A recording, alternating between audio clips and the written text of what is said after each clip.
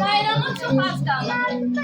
Artıq bayram təmizliyimi eləmişəm, şirniyyatlarımı bişirmişəm. Təkcə qalıb plovu dəmə qoyum, bir də ki, yuxalarımı bişirim. Cırtdan gəlsəydi, odunum çox az qalıb, mənə biraz odun gətirərdi. Yuxalarımı bişirərdim.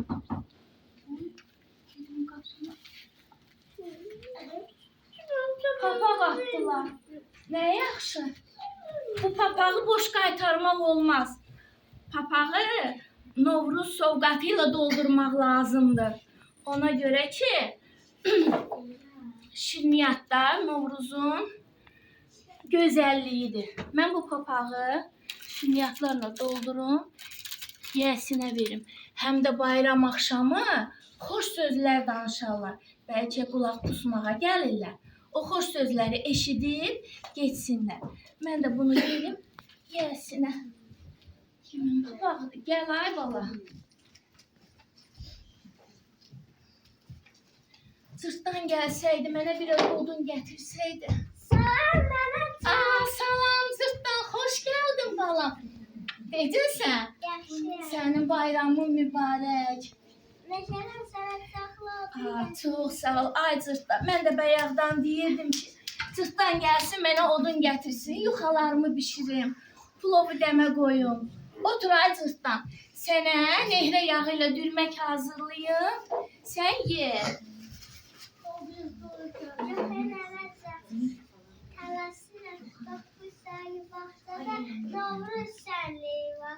Ora gel tələsirəm. Olsun da ay bala, olsun. Lap yaxşı. Sən dürməyini ye, sənin dostların üçün də hazırlayım. Apar, onlar da yesinlər. Al bala. Çox sağ ol, nənəcan, çox.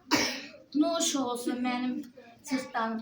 Sən meşədə divar rast gəldin. Xeyr, nənəcan, çoxdan tora salmışam. Afərin sənə. Ben getdim, bu hazır olana kadar kaydedeceğim. Sonra Novruz bayramını birlikte qeyd ederiz. Sağ ol, sağ ol. Qızlar, tələsin, bayrama az qalıb. Gəlin yavaşlarınızı bişirək.